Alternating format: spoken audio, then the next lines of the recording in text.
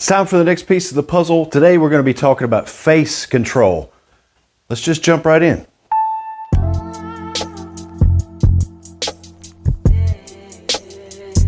Hey everybody, welcome back to Golf Test W, the channel where I use my game to help your game. Before we get started, I got a little bone to pick with y'all.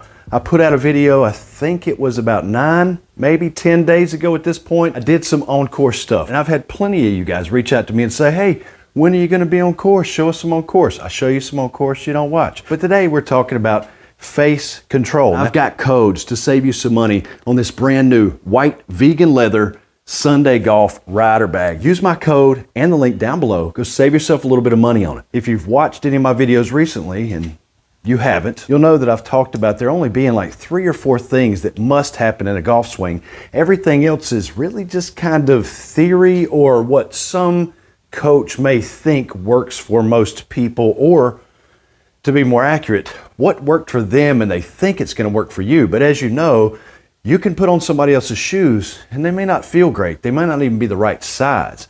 So you need to figure it out on your own. That's the hard part. That's the bad news, is that it's going to be a lot of trial and error for you to figure out how you're going to make it work for you in a consistent and powerful and meaningful lower score having type of way. But those 3 or 4 things are this. Speed. I say speed because speed is kind of relative. You don't have to be Bryson DeChambeau fast, but you can't be like that old guy in Caddyshack slow either. So you have to have some element of speed. That's one.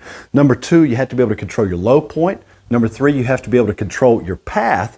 And the one we're going to talk about today is number 4.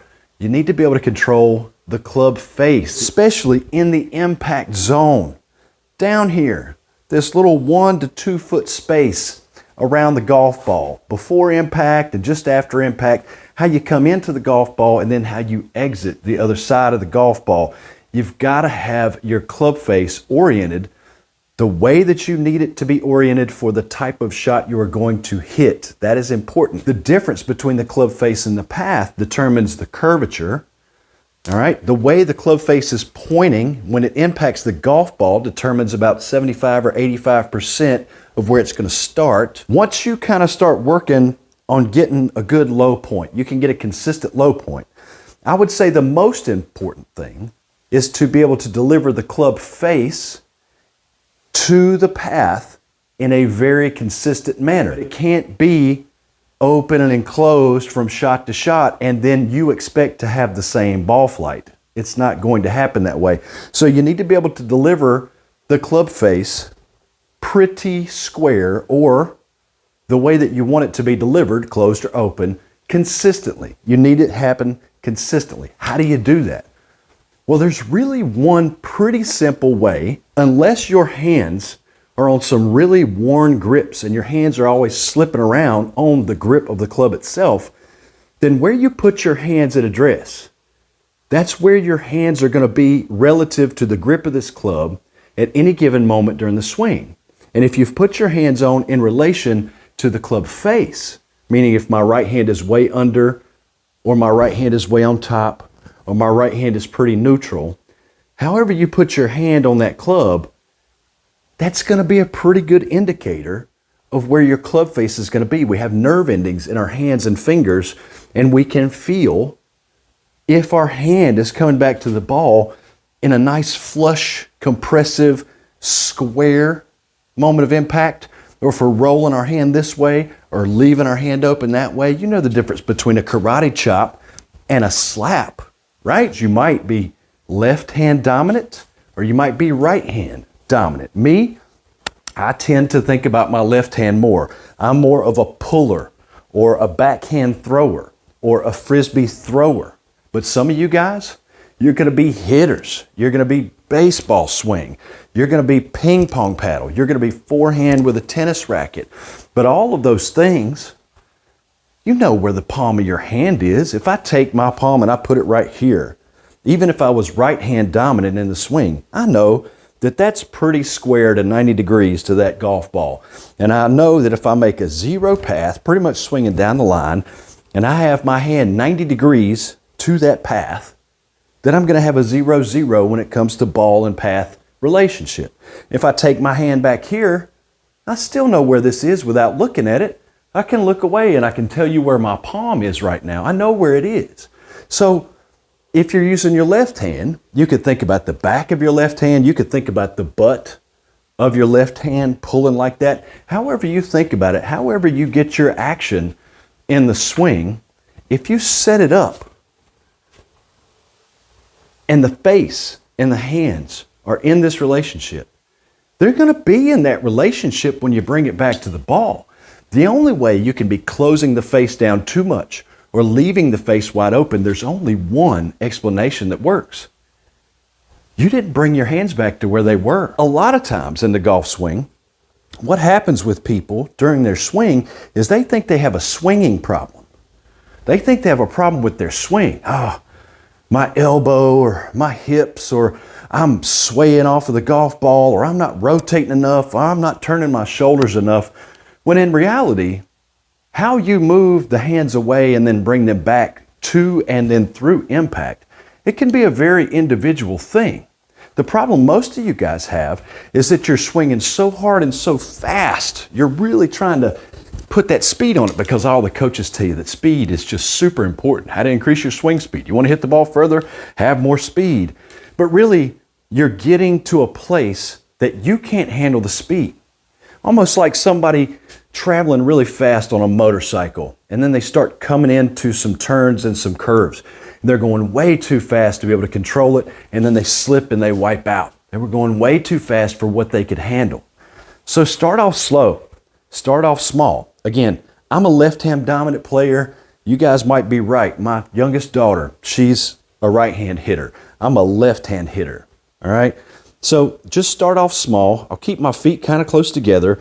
I've got my low point out here. I know where it needs to be. And I know how my hand feels at impact when I get my hands ahead. I know where I want my hands to be. So I'm going to go slow. Take my club away. Bring it right back. Little effort. But I know how my hand feels right here. And I know that I want my grip to be leading this club head at impact. The butt of this grip needs to win the race, right? Said that before in trying to control the low point.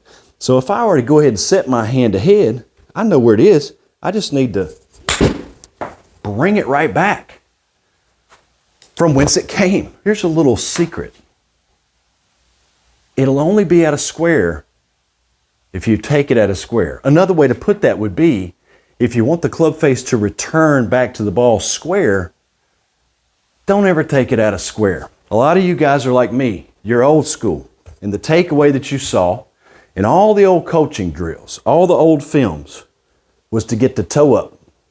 Well, when I bring that club back, that club face is wide open. Your ball flight's not going to lie to you. If you hit a shot, and let's just say, all right, I'm going to try and hit one here for you, and I'll try and leave my hands open. If I bring my hands back to impact and I leave that club face open, you're going to get a shot that goes off to the right. It's going to go off to the right. If I flare this up to toe up, and then I get to the top of my swing, somewhere in here coming down before I get to the ball, I've got to try and manipulate my hands, my wrists, my arms, maybe even my body position to try and get that club face back to square. Leave your club face square, 90 degrees to that, as if the club face is pointing at the ball. Just take it away, nice and slow, and go as far as you can. That's about right there. I keep my club face looking at the golf ball as long as I can. And when I get to a point to where I feel like, all right, it's starting to point away from the ball now, I stop. That's the top of the backswing. Everybody thinks you have to complete your backswing by being way up here. You don't. You don't. You can make the top of your backswing the point at which you start to lose control and then back it down just a little bit. You don't want to do anything to give away your position over the golf ball. You don't want to do anything that's going to take your club face out of square, because then you're going to have to get it back. But if you never give it away, you never have to get it back. Now play around with that. Start out small. Start out small. Start out slow. Try rotating. Try standing still. Try doing it with your hands and arms. Try doing it with just your midsection. Just turning and leaving your hands in place. Try a lot of different things to see what you get the most consistency out of, a good quality of strike from, and what works best for you, the way your body moves and your mobility. Now, feel versus real. You're probably going to take it out of square a little bit. It's probably going to happen. I probably do it. If you run the film back, you can probably see it coming out of square a little bit. If I'm intending to keep this club face square, and I don't ever want to take it out of square,